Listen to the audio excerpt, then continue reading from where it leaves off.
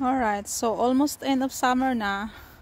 At sa totoo lang, nagsasawa na ako sa kaka-harvest ng aking mga tanim. So, yan. Yan ang aking sitaw. So, medyo nag-yellow na siya dahil 2 days na sobrang init dito. Tapos, hindi masyadong nadidiligan araw-araw at wala ako dito. So, marami pa siyang maliliit actually. Yung mayroon pang mag-start lang na pamumulaklak.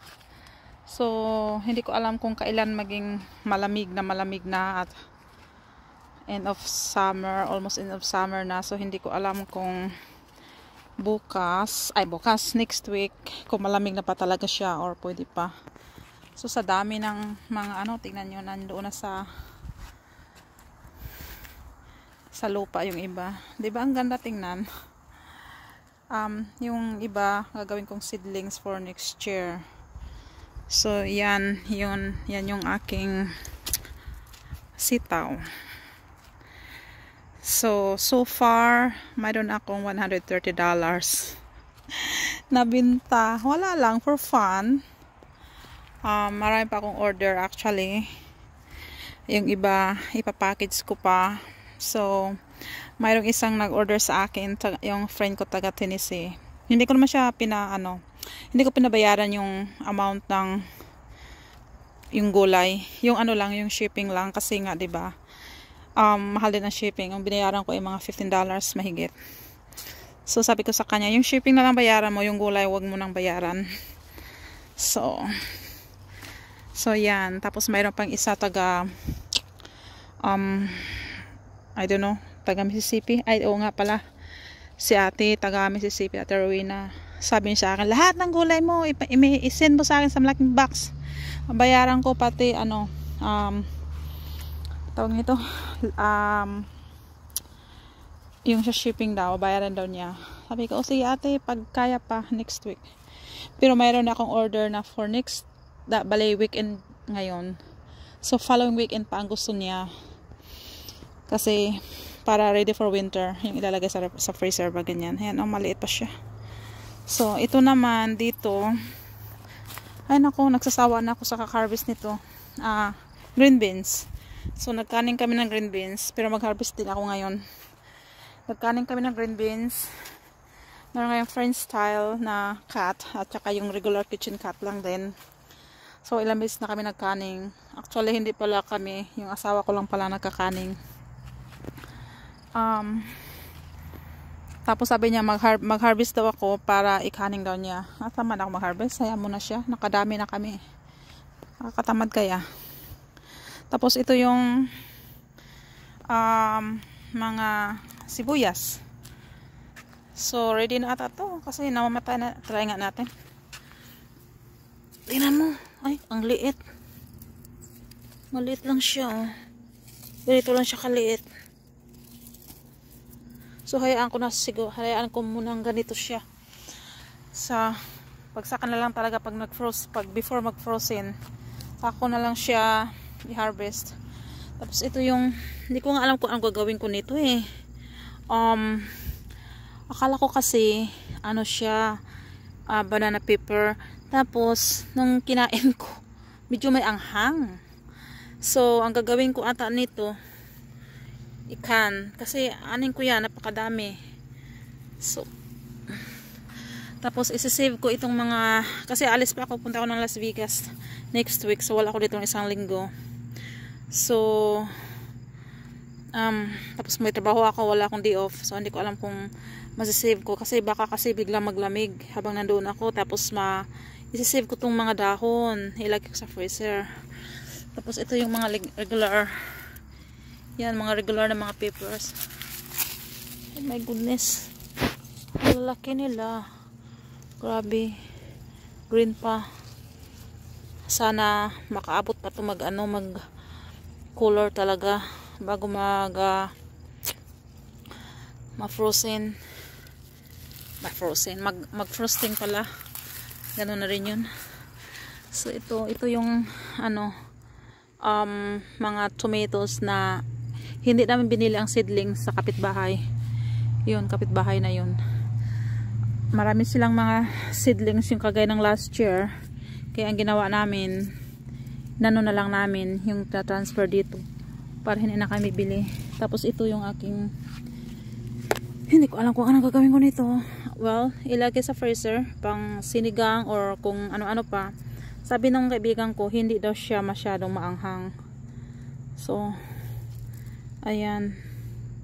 So, maraming bunga. Oh my goodness, yan, oh. Ang daming bunga, grabe. Thank you, Lord, sa mga blessings. Tapos, ito, oh my gosh. So, ang aking lemongrass, ilalagay ko yan sa loob ng bahay for next year. So, oh, namulaklak na. Ang ganda pala ng bulaklak talaga ng kamote, no? Kasi ano ang ginawa namin, kinakat ko siya. So, nung kinakat ko siya, dumami. Ganun pala yun. So, yan, lemongrass. Mayroong akong kaibigan, sabihin sa akin, bibila ko ng lemongrass sa'yo. Ko, sure. Hindi ko dadalhin ko dyan. Sabi niya, hindi. Gusto ko bibilhin yung ganito na i-harvest mo siya para ilalagay doon siya sa freezer niya. Sabi ko, oh, okay. So, maganda talaga pag ang lemongrass is nakalagay sa ground. Kasi tingnan mo, parang ang healthy. Kasi kasabay, magkabats ito sila eh. Yon, yung mga lemongrass na nasa pot lang. Namatay na nga yung iba sa sobrang init. Dry na pala. Kailangan ko siyang masave bago siya talaga tuloy yung mamatay. So, yan. Ayun pa yung isang lemongrass. So ito yung mga kamote. Kamote tops. Ano ako ngayon, maggulay ako eh. 'Di ba? Ano lang 'to? Oh my gosh. Ang gagawin ko, i-save ko ito para next year. So ilagay ko sa loob ng bahay. Hindi naman ang ganito talaga. Ilagay ko yung, alam mo yung ikakat mo siya, tapos gulayin mo, tapos ilagay mo siya sa tubig. Tapos pag magkaroon ng roots, ilagay mo sa pot. So, ita-transfer. So, yan. Yan ang aking mga peppers na i-ano ko siguro yan, i-canning ko. Tapos, ay nagkulay na siya, oh.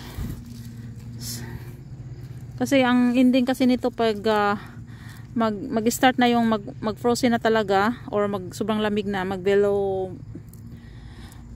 32 degrees na. So, kailangan ko na siyang tanggalin bago, bahala na kahit ang kulay ay hindi pa siya yung ready talaga. Kasi sayang din. Kasi madami. So, ito naman ay radish na hindi na harvest. So, hinayaan ko na lang siya naging ganito. So, hinayaan ko lang siyang mamunga. Ayan. At,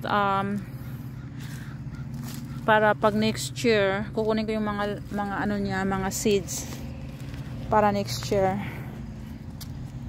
So yan, ito sa ano inside the fence. So inano ko siya, marigold, mga marigold yan, nilagay ko siya sa loob. Baka sakali ako na hindi puntahan ng rabbit. Pero yung mga ano ko, mga sitaw ko, ano pa rin, kinakain pa rin siya ng rabbit, pero at least hindi ganun kadaming rabbits ang kumain ata, kasi mayroon pang natira sa akin. Hindi nila kayang anuhin yung sa taas, so yung sa ano lang, sa baba lang. So yan, napakadaming sitaw. Marami akong order, so tapos next year magtanim ako ng ganito rin siguro kadami. Ganito siguro kadami yung tanim ko next year. O mayroon pala akong ano doon, ang palaya. Ayan. Nakabinta ako ng $5. Ay, marami palang ano. Hindi ko napansin. Yung ampalaya pala, marami palang bunga. Kasi sabi ko sa isang kaibigan ko, sabi ko, wala na akong ititindang ampalaya kasi nga, siyempre para din sa akin, 'di ba? Akala ko kasi wala nang bunga talaga. At saka yung mga dahon, i-harvest ko na din yan siguro mamayang gabi. Para sigurado na may lagay ko siya sa freezer para pag winter time, pag gusto mo na magulay na may munggo, Lagyan ng dahon ng ampalaya. Sarap. Tapos yung aking mga kamote tops din, yung iba, ilagay ko rin sa freezer para ano maluto. Halimbawa, isda, ganyan, 'di ba? Sarap, no? Tinulang isda. Tinulang isda nga ba ilagay? Masarap ba ilagay sa tinulang isda? Or ano ba? So, pati yung mga dahon ng sili, yun. Ilalagay ko yun sa freezer din. So, yun. Yan ang aking garden. Tapos, ito naman, yung blueberries dito, which is tapos na. Tapos na yung bunga. Ay, mayroong maliliit. Pero tapos na talaga siya. Dapat end of July pa to eh. Ay, mag-end of August na ngayon. Kasi ang gagawin ko nito, maggagawa ako ng mag-propagate ako ng bago kung kaya ko.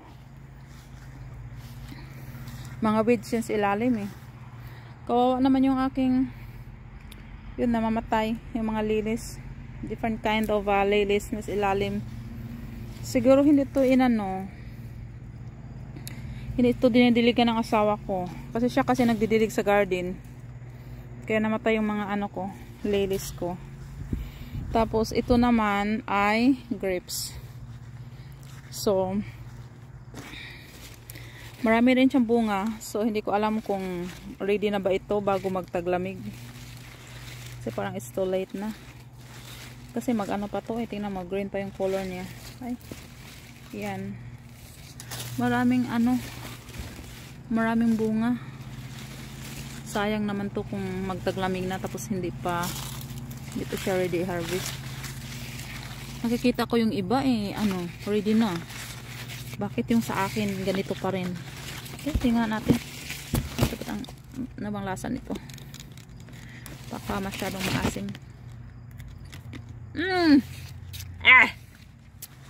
Sorry. Napakaasim. Parang santol na hindi pa hinog. Ganun pala yun. Ganun pa.